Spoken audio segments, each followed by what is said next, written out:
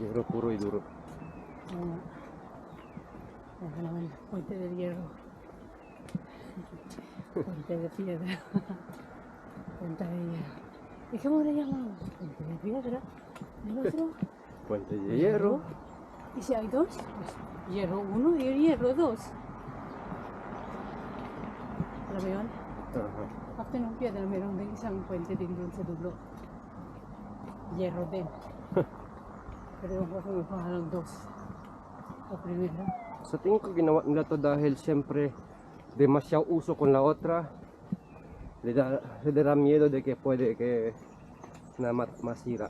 Yeah, that's one of the reasons. And secondly, también para mas ano yung transito in between Aha. sa Ebro. Nakita na yan. At least. Maraming entrada, no? Yeah.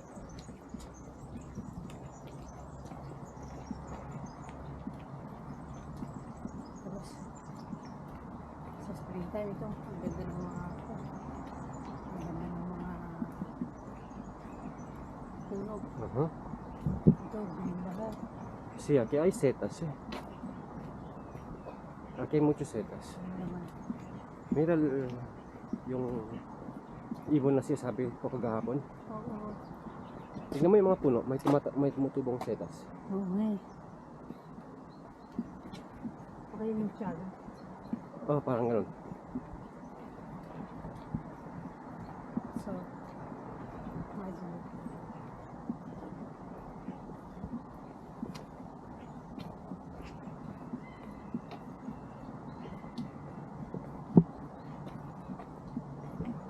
Dahil mga iba't ibang species dito, magandang bird watching. Aha.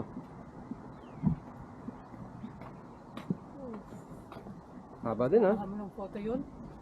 Na nandun siyang nag-glide sa tubig. Aha. Mahaba din to, ah.